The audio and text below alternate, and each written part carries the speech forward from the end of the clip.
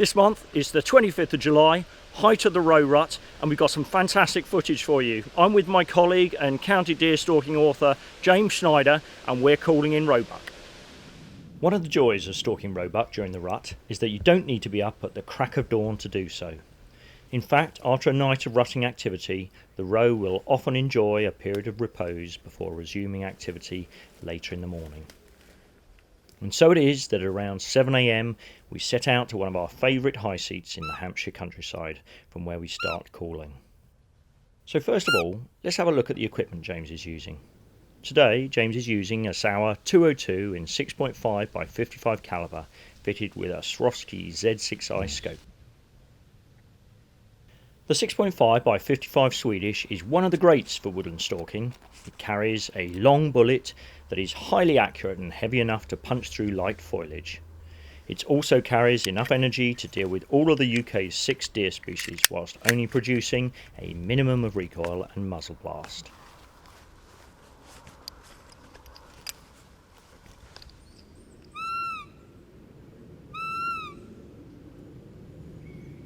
Back to the roe stalking, and with no luck in our current position, we move on.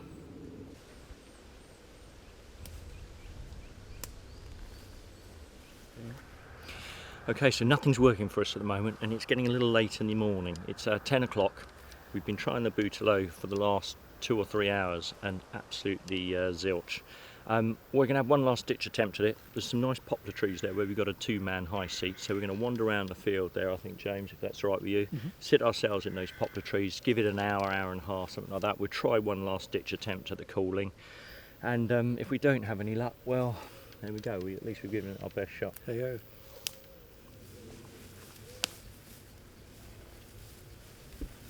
Fortunately, we're in for a good session and things quickly start to happen. Instantly, on entering the woodland, James grabs my attention as he spots movement up ahead.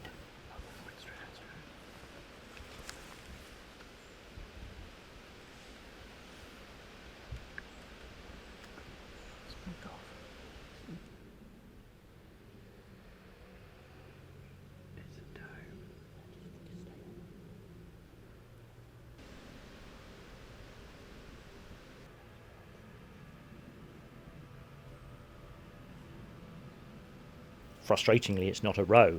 However, we are in fact in for a treat, as a fallow doe saunters up the path to within just 10 yards before she bolts.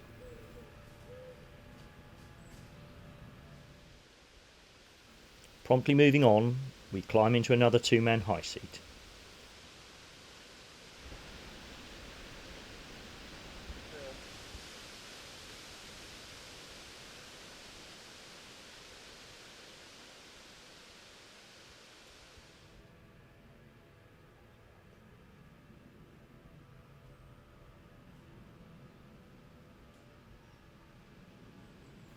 And it's not long before 2 further fallow emerge onto the path. This time it's a pricket and a doe whose 6th sense tells them something's not quite right. However, it's roe that we're after today, and so we once again start to call.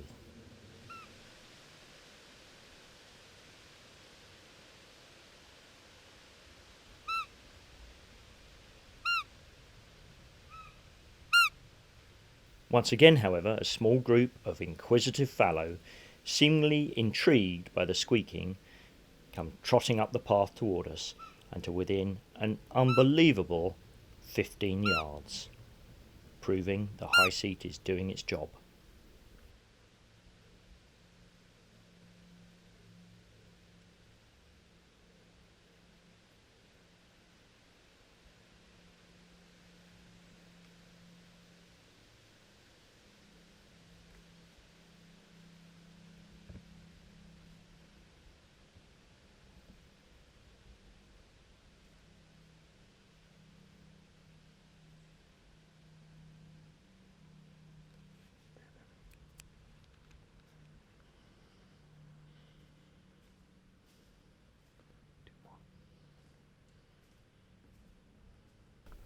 It's a superb opportunity to see these animals up close and admire the colour variety of the species.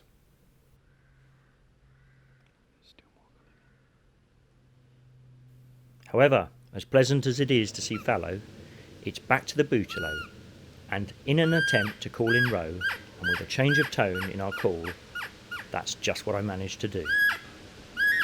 Textbook style, in comes the doe, followed in hot pursuit by a roebuck. James readies the rifle and takes aim.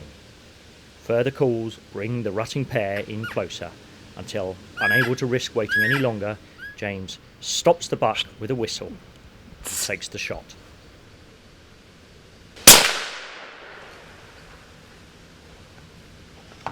He reloads, but the shot is good.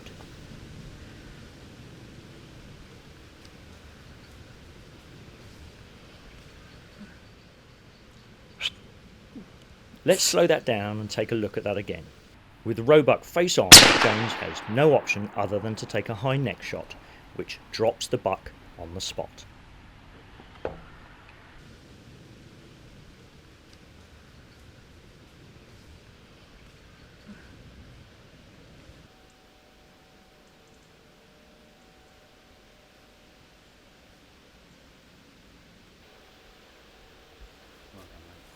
Great shooting, brilliant, well done, great shot, really, really good, really good.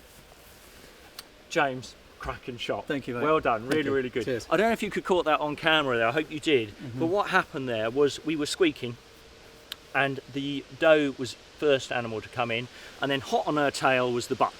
I mean, it was fantastic, wasn't it? Absolute class. Textbook stuff. We're squeaking her in, and of course she's coming, the buck is in hot pursuit. And then James was faced with a kind of a tricky position there because he was front on. And I think you were a bit worried that he was going to go out into the field. I thought they were going to bolt, yeah. Yeah. So there was a decision to be made there. Normally we like to do a heart-lung shot, but we've got a situation there where perhaps, I don't know, how many yards would you say that was, James? 40 maybe. Yeah, 40 yards. Yeah. Front on, got a decision to make. Do you wait for that animal to turn broadside, or do you take your luck and go for a high neck shot? And that's what you did, wasn't it? Exactly. So let's have a little look at that. So there's our buck, and of course there's our shot here. So a high neck shot, absolutely spot on. Really good shooting. Thank you. It's that 6.5 by 55 calibre. It's Yes. fantastic for woodland Woodland, stalking, exactly. Nice. It's a heavy enough round. Doesn't carry too much, but in the woodland, and especially I had to come through a bit of brush here as well for the shot, which is exactly Great what penetration on those heavier calibres, round isn't as it? well. It carries on through. Let's have a little look at this buck and see what we've got. Oh, it's interesting. Yeah, actually quite an unusual one here. Maybe you can pick this up on camera. Let's try and point out some of the details. Yeah. He's got some twigs and stuff stuck here where he's been thrashing, I suspect. But you can see here, slightly unusual on the antlers. Got a point here and a point here. But look at this antler here. Only a single point on the top here, but you've got a brow tine that's coming right out to the front. That is unusual. And then you've got these other points here, so 2 points here. So really a bit unusual. They always say if you can hang your car keys on it, it works as a point. And I guess you probably could off that one and off that one. So in theory, 1, 2, 3, 4, 5, in theory a 6-pointer, albeit it's not very regular. So not a regular buck, in fact highly irregular, because as I say you have 4 points on this one antler and 2 points on here. Probably not very old. There's not a lot of density or thickness to the antler here. The coronets here, well, they're starting to fuse around the base, but here on the beams you've got a bit of purling, but they're quite narrow, aren't they, James? Yeah. So it doesn't to me look as if it's an old animal, albeit it is quite an irregular one. Good coal buck. Yeah, fantastic colour, exactly that. Yeah, beautiful red colour, fantastic red colour at this time of year. Makes for an absolutely beautiful animal when it's coming through the green of the woodland like that, doesn't it? But no, well done. Let's have just a little look at the tooth wear here. Yeah, he's what would you say, 3 years? Yes, you see, yeah, the teeth are still quite sharp. They haven't worn down, which is another indication of age. So you think if the teeth are quite sharp and there's plenty of them, well, again, another indication that he's quite a young animal. So as James says, cracking little cull buck to have taken out. Well done, mate. Congratulations. Thank you, mate. Pleasure. Beautiful.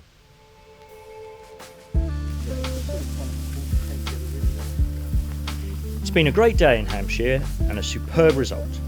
If you'd like to go stalking with County Deer Stalking, then why not contact us? info@countydeerstalking.co.uk or call 0208 239 73 311.